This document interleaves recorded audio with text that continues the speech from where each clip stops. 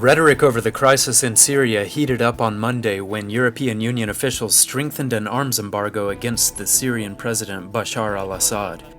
Meanwhile, Syria's foreign ministry admitted for the first time that Damascus possesses chemical and biological weapons, but said it wouldn't use them unless attacked by a foreign nation. Syrian Foreign Ministry spokesman Jihad Makdisi said that while Syria would never use its chemical and biological weapons for the country's internal conflicts, it reserved the right to use those weapons against external aggression. Makdisi's comments come after Israeli Prime Minister Benjamin Netanyahu and Defense Minister Ehud Barak have raised concerns over Syria's weapons. Netanyahu said on Sunday that Israel will be forced to act militarily if Syria descends into a chaos that would allow terrorists to steal the country's weapons of mass destruction.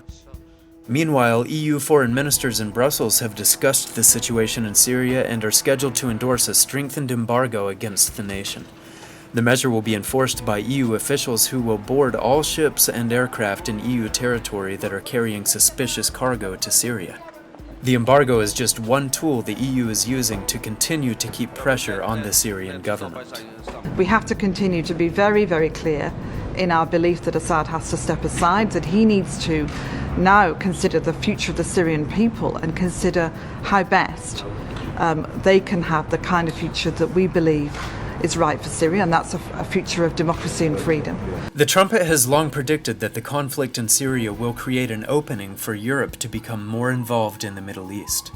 The EU is actively working toward that goal as it attempts to unify Syrian opposition forces and influence the future of the country. The regime will fall, but it will leave Syria in a very difficult situation.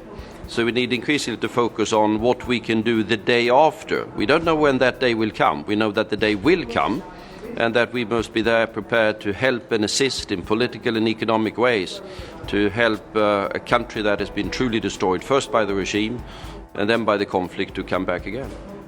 Based on Bible prophecy, the trumpet can predict the outcome of the Syrian conflict.